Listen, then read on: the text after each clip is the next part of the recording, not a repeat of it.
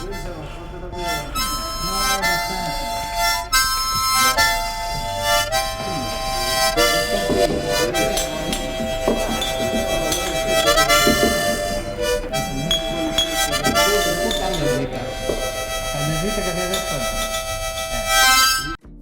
ritrovati a Dipinti a Voce, una rubrica video per conoscere più da vicino le opere della collezione della Casa Museo Pietro Ghizzardi. Siamo infatti qui alla Casa Museo Pietro Ghizzardi, che è l'abitazione in cui l'artista ha vissuto circa gli ultimi 10 anni della sua vita e che raccoglie oggi la maggiore collezione delle sue opere. Pietro Ghizzardi è stato per tutta la sua vita un bracciante agricolo e un contadino, ma ha dipinto ogni singolo giorno. La sua opera è stata scoperta a circa la metà degli anni 60, quando Ghizzardi aveva più di 60 anni, da Cesare Zavattini. Questo incontro ha permesso a Ghizzardi di poter vivere gli ultimi 20 anni della sua vita pienamente riconosciuto come artista. Non si è sperimentato tra l'altro solo con la pittura, ma anche con la scrittura, perché ha scritto anche vari libri, tra cui la sua autobiografia Mi ricordo ancora. Fu pubblicato nel 1976 da Einaudi e l'anno successivo ottenne il premio Viareggio come opera prima per la narrativa, quindi guadagnando a Ghizzardi, definito da un intellettuale come Angelo Guglielmi analfabeta ma scrittore, uno dei premi, dei riconoscimenti culturali più importanti d'Italia.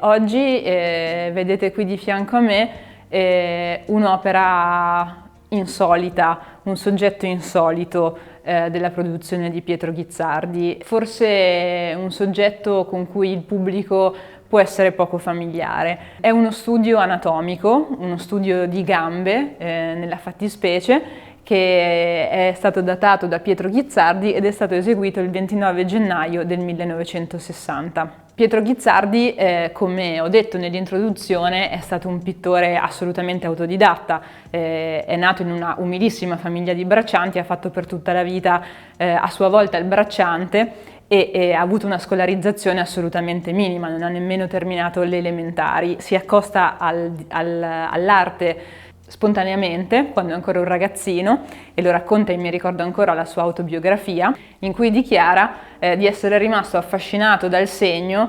vedendo un cugino pittore, che in realtà era poi un imbianchino, dipingere su un muro un'anguria estremamente realistica. Così come rimane anche profondamente colpito dai decoratori di cifre sulle lenzuola dei corredi. Insomma, il segno è ciò che lo colpisce e ciò che lo avvicina al disegno prima e poi anche alla pittura.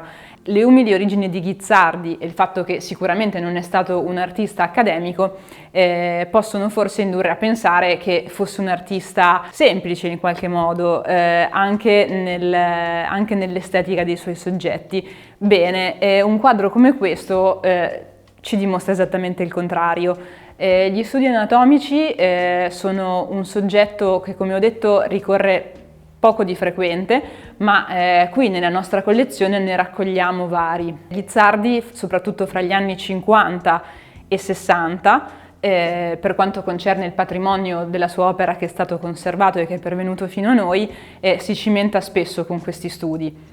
Negli studi anatomici emerge chiaramente l'impegno e la fatica che Ghizzardi, che non ha ottenuto, diciamo, i mezzi propri della disciplina pittorica per ottenere determinati risultati figurativi, cerca di conquistare. Lo vediamo in questo studio di gambe che rivela una certa complessità. Pietro Ghizzardi appunto disegna e poi dipinge con la sua tavolozza terranea, quella tipica degli anni fra anni 50 e 60, una donna con le gambe accavallate. È un soggetto che chiaramente ha anche una forte tensione erotica in qualche modo, no? Ma oltre al desiderio che sicuramente questo soggetto può suscitare in chi guarda e che sicuramente suscitava in chi lo riproduceva, vi è anche una forte volontà di volersi approssimare a una rappresentazione realistica di una posa del corpo, di una determinata postura.